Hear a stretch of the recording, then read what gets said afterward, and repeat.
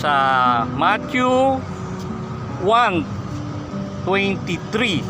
Matthew 1. Maglilihi ang isang berhen at isisilang ang isang sanggol na lalaki at tatawagin itong Emmanuel.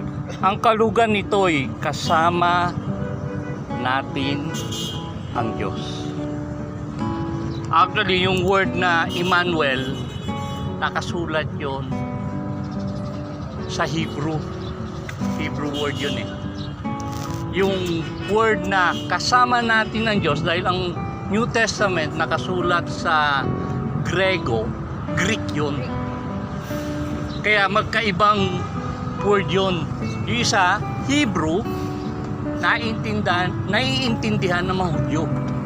Ang Grego, naiintindihan ng mga Hintel at ng mga Greek, ng mga Romans, naiintindihan. Parang meron nang nangyari nito before pa eh. Actually, sa ating nakakaalam ng kwento ng Biblia, nangyari na yan nung ilinagay kay Kristo sa krus. Meron 3 wika. Ano ron? Inri, sabi nila. Pero actually, hindi Inri yun. Pinaiksi na lang yun. Pero ang ibig sabihin yun, yung I, Jesus, kasi J yun eh. And of Nazareth, R, Rection, King, I uli, J uli, of the Jews. Kaya inaiksi nila Inri.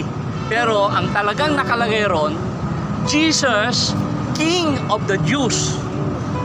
Jesus of Nazareth, King of the Jews. Inaiksi ng mga Katoliko, ginawang Inri. Pero hindi yun iisang word. 3 word yun. Isa sa Greek, isa sa Hebrew, at isa sa Aramaic, yung salita ni Jesus. May 3 wika. Para ano? Para tuwing may dadaan na tao doon, mababasa yun. Ito ang inyong hari. Panlalaik yun. Nung mamatay si Jesus. Para sabihin, ito yung hari nyo, nakapako sa krus, patay na. Mamamatay na. Pero ang mga taong dumadaan doon, pag nakikita no, kaligtasan. Diba? Kaligtasan nakikita nila. Kaya gusto ni Herod patanggal yun. Patanggal yun. Sabi, napansin niya, mukhang imbis na negatibo ang dating sa tao, positibo. Maraming nananampalataya. Kaya sabi niya, tanggalin yun. Kaya lang sabi ng mga kuhan, ang naisulat na. Hindi na pinatanggal yun. Balik tayo doon sa Emmanuel. 2 word. Para malaman na ang pagdating ng Panginoong Hesus, hindi lang para sa mga Hudyo, kundi para sa mga Hintil din. Para malaman ng buong sangkatauhan na ang kaligtasan na galing kay Hesukristo hindi lang para sa mga Hudyo, kundi sa bawat tao sa buong mundo. Diba?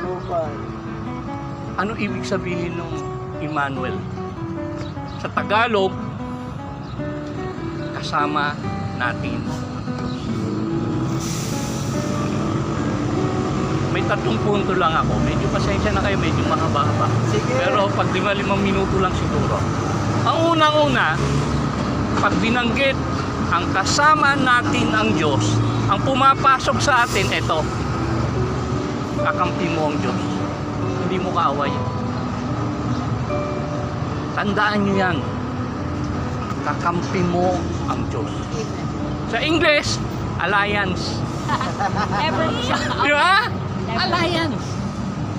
Kakampi mo ang Diyos. Huwag mong awayin ang Diyos. Mahirap ka na nga, awayin mo pa ang Diyos. Di ba? Lagi mong tatandaan na kahit anong nararamdaman mo sa buhay, kasama mo ang Diyos. Kakampi mo ang Diyos. Tutulungan ka ng Diyos. Gagabayan ka ng Diyos. Mahal ka ng Diyos. Bakit? Kasama mo ang Diyos. kakampi mo ang Diyos. Pangalawa, yun actually yung pinaka-meaning ng Emmanuel. Hindi natin kayang iligtas ang ating sarili. Ang ginawa ng Diyos, siya ang bumaba. Upang makasama natin. Upang iligtas tayo sa ating kasalanan. Kaya nga sabi ni Pastora yung lahat ng sagot nyo tama magkakatag. Kuwan yun malikom lahat ng tao. Makita ang pagmamahal ng Diyos. Sabi niya, makatubos sa kasalanan. Na si Jesus,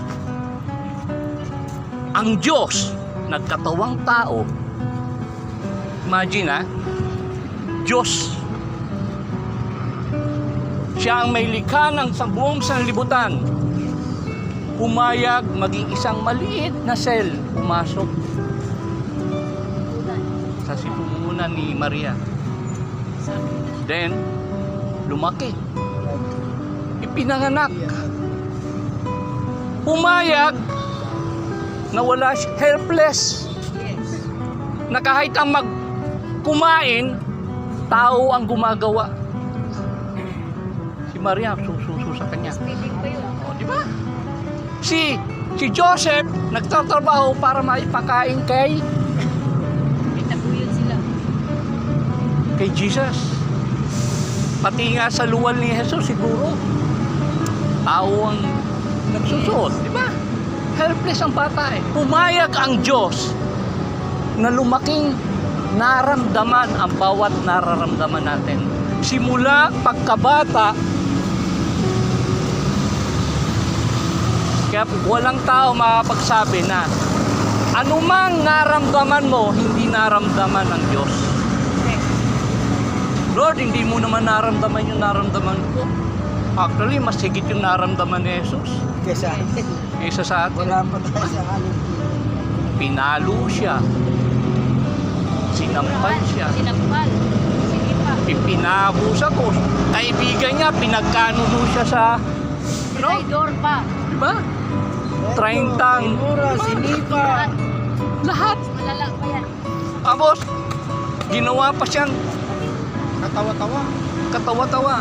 Imagine nung ipinako siya.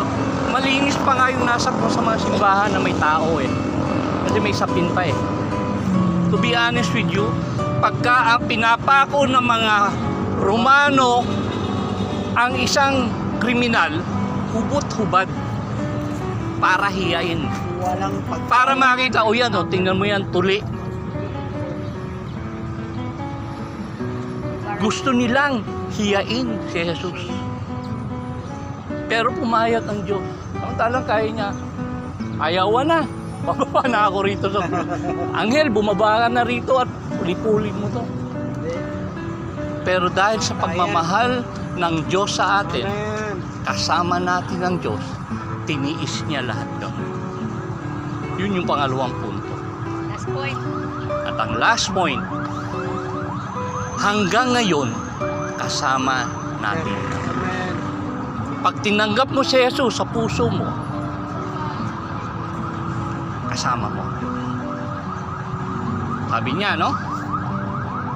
Ano yung word? Iwanan mo man ako, hindi kita iiwan. May verse sa Bible yun Diba? Hindi kita iiwan. May question ako sa inyo. Tuwang-tuwa tayo si Jesus nasa puso natin. Diba? Si Jesus kaya, anong pakiramdam pag nasa puso niya tayo? Tayo. Natutuwa kaya siya? Tapos walang pagbabago. Tayo tuwang-tuwa, Lord, binago mo buhay ko. Si Jesus nasa puso natin. Tapos patuloy tayong gumagawa ng kasalanan. Diba? Baliktarin natin yung sitwasyon. Naisip lang natin minsan pagiging selfish natin yung pakinabang, pagtanggap sa Panginoon.